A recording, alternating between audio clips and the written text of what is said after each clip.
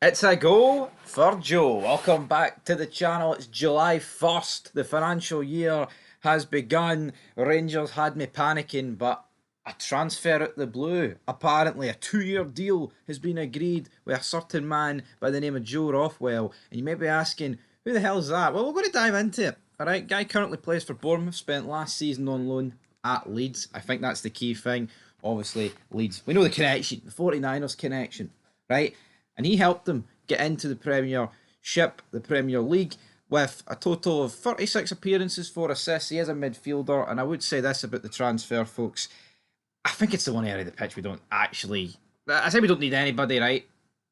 Any extra players are greatly appreciated, right? Because, I mean, numbers are numbers, and you don't know what's going to happen going into the next season. But if you were to look at the one area of the Rangers team that doesn't really need an upgrade, it's the centre mid position for me, and that's what this guy is. He's 30 years old, he'll be 31 in January. He is at Bournemouth.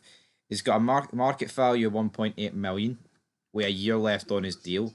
In terms of his career, he's played in the Premier League, but most of his appearances are in the Championship. Now, normally, I say not just me, a lot of people bury the Championship because, especially, we've signed a lot of players from it and they've just not been up to task. Ben Davies, Kieran Doyle, just to name a few. I mean, there's been a few other players that have come up for the Championship and done a really good job for Rangers, but normally it puts people off. But what we're talking about here is a guy that was a part of a team that won the Championship last season. It would be very naive to turn around and say that a guy that was a part of a team that won it ain't good enough for Rangers. Now, the jury's still out. He has to obviously deliver over his 2 seasons for us to comment on that, but I think it's wrong to stick our nose up at a guy that was a part of the Championship winning team last season. Overall, though, in the Championship, he's played 204 games, 14 goals, 22 assists.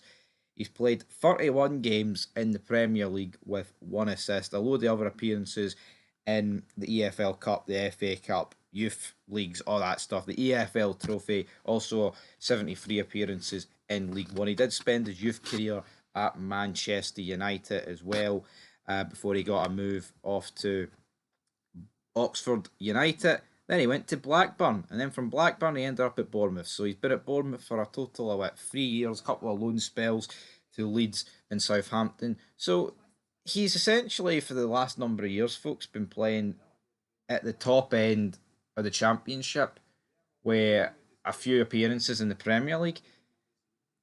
It's going to probably be peanuts. It's an undisclosed fee. Now, according to Mark McAdam, he turned around and said that he apparently chose Rangers over offers from La Liga. And that's what I like to hear. A guy picking Rangers over teams in La Liga, unlike that jabroni Kawami Poku who chose Queen's Park Rangers over Rangers. And that's not me being bitter. That's just a fact, man. Why in the blue hell would you choose QPR over Rangers? Of course, it's money. That's why he's done it. But in terms of this deal, I don't know how much the fee's going to be. But if his market value is 1.8 million, I hate this undisclosed business, man. I like a definitive amount of money being displayed for us to see, and then we know how much we've spent. But if I was a hazard, I guess I'd probably say about 1.5, 2 million. What do I think this deal's similar to? Kind of reminds me a bit of John Lundstrom, a guy that's around 30, a lot of experience in England. Is he going to be as good as John Lundstrom? I'm not too sure. That's not to suggest that John Lundstrom was absolutely fantastic here. Had his moments. Who's going to forget the Leipzig goal? Who's going to forget the Dortmund goal? Among other things that he did for the club. But the highs for Lundstrom were just as bad. There was as many. There was more lows than highs, but as good as the highs were, the lows were just as bad for me.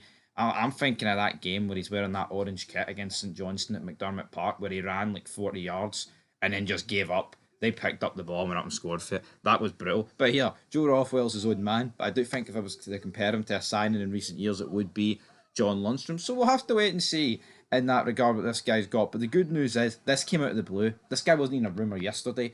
But we kind of knew that, though, for the past month, that Max Aarons came out of the blue and we signed him. I just hope this guy can get signed pretty much immediately. I don't want to be waiting 2 weeks like it felt like we did with Max Aarons. I want this guy in the door, whether it be later on the day or tomorrow or at the latest, Thursday ahead of the weekend's game, the return to Ibrox for the game against Club Brugge. And hopefully we can get a few more names in the door, because of course there is other links: Connor, Cody, De Torsman, Friggin, etc., etc. But we'll have to wait and see on that. But for me, I think it'd be a good deal. Not going to sit here and pretend it's the greatest thing I've ever seen, but it's the market that I probably expected us to sign a player in the top end of the Championship, lower end of the Premier League, and a guy that's also worked at Leeds last season, the 49ers connection. It's a bit of a no-brainer.